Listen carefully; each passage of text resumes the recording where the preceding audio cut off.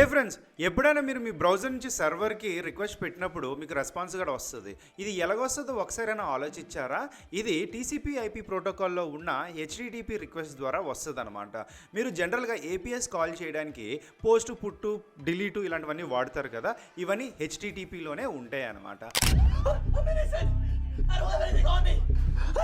And most ఒక గ్లోబల్గా HTTP ఎక్కువ వాడతారు, కానీ దీంతోపాటు హెచ్టిటిపిఎస్ కూడా ఉంటుంది అనమాట.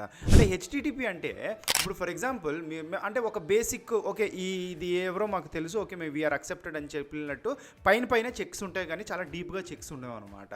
కానీ అదే హెచ్టిటిపిఎస్ ఏంటంటే ప్రతి ఒక్కటి మీరు ఏదైనా ఒక రిక్వెస్ట్ పంపించిన రెస్పాన్స్ వచ్చినా ప్రతి ఒక్కటి చెక్ చేసి ఇది సెక్యూర్డా లేదా అని చెప్పిన తర్వాతే వస్తుంది. ఫర్ ఎగ్జాంపుల్ మీరు ఇలాంటి సినారియో మీరు చూసుంటారు.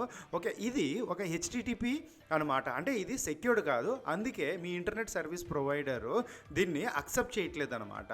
So he is telling that I don't to take risk, దీన్ని నువ్వు ముందుకు వెళ్ళాలనుకుంటున్నావు లేదని పర్మిషన్ అడుగుతారు. అండ్ హెచ్టిటిపి అండ్ హెచ్టిటిపిఎస్ అనేది most asked topic in all the DevOps and front end and back end అనమాట.